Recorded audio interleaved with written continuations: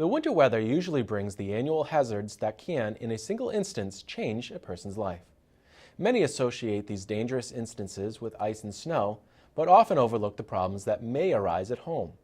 We spoke with Fire Chief Scott LaChance to see what tips he has for staying safe. Good morning, I'm Scott LaChance. I'm the Fire Chief for the City of Attleboro. Here to talk a little bit about some winter safety tips since we're really well into the middle of the winter season. A couple of things to keep in mind for the residents of Attleboro. One of the things is ice safety. Everybody's always concerned about going out on the ice.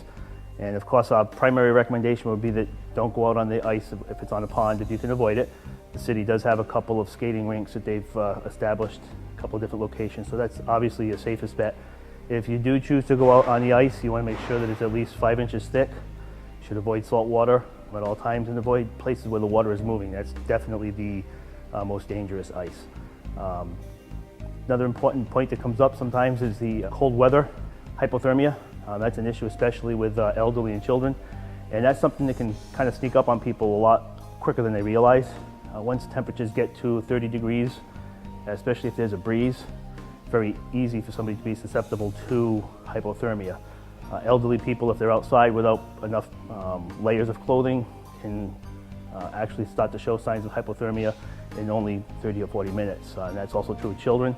So the best thing to do is make sure they're dressed up in layers, especially children if they're out playing in the snow.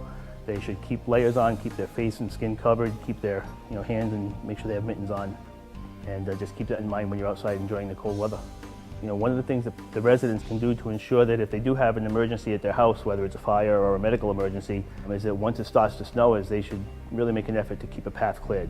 Really shouldn't wait until the morning until the snow has stopped, because if we get called out in the middle of the night and there's 6 or 8 inches of snow in the driveway or in their sidewalk, it's a lot harder for us to get in. So even if they can't keep the whole driveway clear, you should at least try to keep a sidewalk path clear to the driveway in the event that we do need to go there for help. Hydrants is another important issue. Once there's more than a foot of snow out and it starts to pile up, it's very hard for us to site the hydrants at times in the event that we need one. We don't have the resources, no city fire departments have the resources to clear every single hydrant.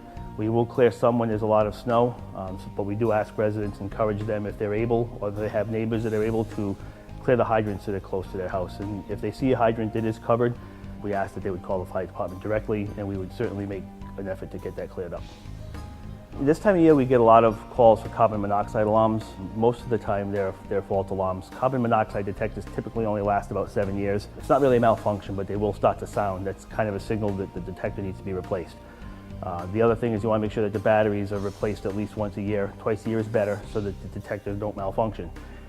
Every house in Massachusetts is now required by law to have at least one carbon monoxide detector. It's better to have one on every floor.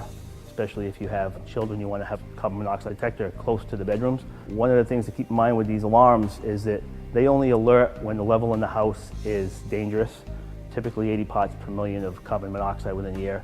That's a level that would make somebody very, very ill. What I recommend to people is if they do purchase a carbon monoxide detector is to try to find one that shows a digital or an LED display that actually shows a level of carbon monoxide in the house. It should always be 0. Most alarms won't sound until the level gets to 35 parts per million, but the digital ones will show a number all the time. So if you saw a reading of 2 or 3 parts per million, it's a good indication that there's a problem with your heating system in the house, and that you could certainly call us. We'd come and do a quick check, or call your heating, whoever does the heating maintenance for your house. The best course of action, if you have any questions or concerns, if it's an emergency, certainly call 911. If it's just a general inquiry, general questions, you can just call Fire Department headquarters at 508-222-2325. And the email addresses are on the city's website as well for the Fire Prevention Office and myself directly.